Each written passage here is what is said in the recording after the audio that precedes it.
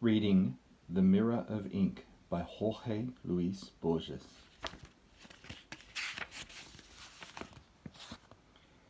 History records that the cruelest of the governors of the Sudan was Yaqub the Afflicted, who abandoned his nation to the iniquities of Egyptian tax collectors and died in a chamber of the palace on the 14th day of the moon of Barmajat in the year 1842.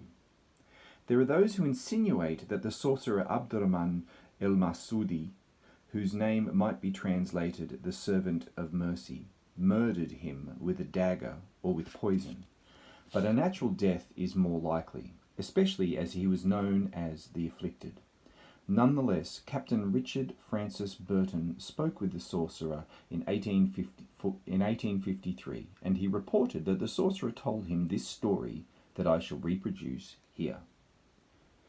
It is true that I suffered captivity in the fortress of Yaqub the Afflicted, due to the conspiracy forged by my brother Ibrahim, with the vain and perfidious aid of the black chieftains of Kordofan, who betrayed him. My brother perished by the sword upon the bloody pelt of justice, but I threw myself at the abominated feet of the Afflicted One, and told him I was a sorcerer, and that if he granted me my life, I would show him forms and appearances more marvellous than those of the Fanusi Jihal, the magic lantern. The tyrant demanded an immediate proof.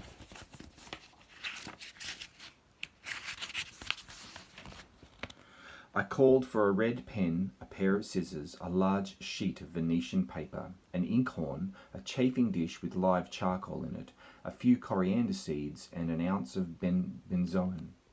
I cut the paper into 6 strips and wrote charms and invocations upon the first 5. On the last I inscribed the following words from the glorious Quran: "We have removed from thee thy veil, and thy sight is piercing." Then I drew a magic square in Yaqub's right palm and asked him to hold it out to me. Into it I poured a circle of ink.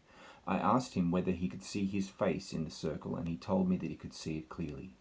I instructed him not to raise his eyes. I put the benzoin and the coriander seeds into the chafing dish, and therein also burned the invocations. I asked the Afflicted One to name the figure that he wished to see.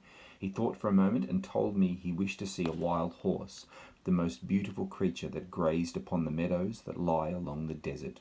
He looked, and he saw first green and peaceful fields, and then a horse coming towards him, as graceful as a leopard, and with a white star upon its forehead.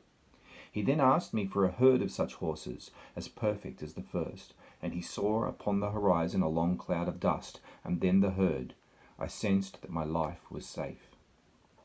Hardly had the sun appeared above the horizon when 2 soldiers entered my cell and conveyed me to the chamber of the Afflicted One, wherein I found awaiting me the incense, the chafing dish, and the ink. Thus, day by day did he make demands upon my skill, and thus day by day did I show him the appearances of this world. That dead man whom I abominate held within his hand all that dead men have seen and all that living men see, the cities, climes, and kingdoms into which this world is divided.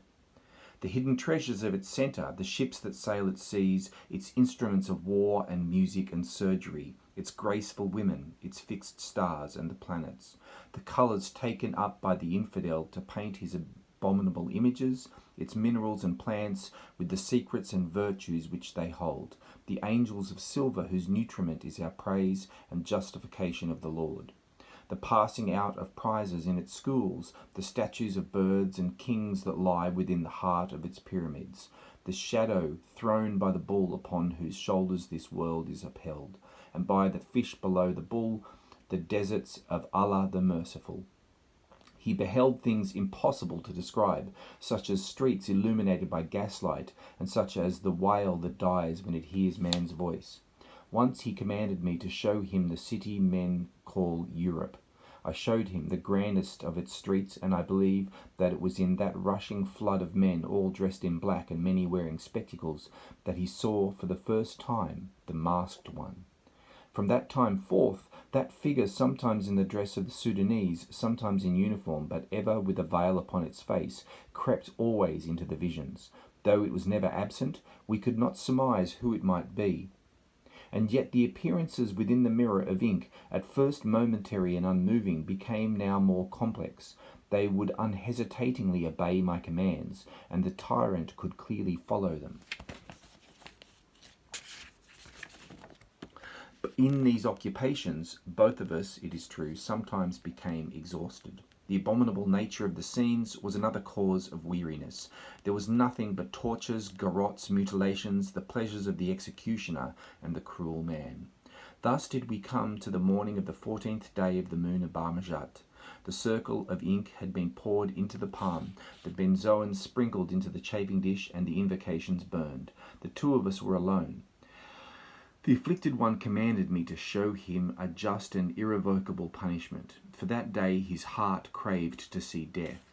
I showed him soldiers with tambours, the stretched hide of a calf, the persons fortunate enough to look on, the executioner with the sword of justice. The afflicted one marvelled to see this, and said to me, "It is Abu Kir, the man that slew thy brother Ibrahim, the man that will close thy life when I am able to command the knowledge to convoke these figures without thy aid." He asked me to bring forth the condemned man. Yet when he was brought forth, the afflicted one grew still, because it was the enigmatic man that kept the white cloth always before his visage.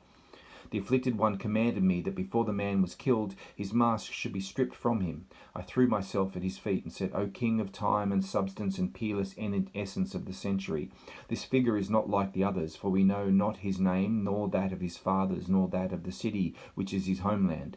Therefore, O King, I dare not touch him, for fear of committing a sin for which I shall be held accountable."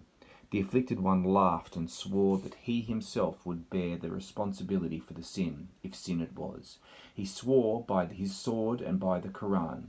Then it was that I commanded that the condemned man be stripped naked and bound to the stretched hide of the calf, and his mask removed from him. Those things were accomplished. With the horrified eyes of Yaqub at last saw the visage, which was his own face. In fear and madness he hid his eyes. I held in my firm right hand his trembling hand, and commanded him to look upon the ceremony of his death. He was possessed by the mirror. He did not even try to turn his eyes aside or to spill out the ink. When in the vision the sword fell upon the guilty neck, he moaned and cried out in a voice that inspired no pity in me, and fell to the floor, dead.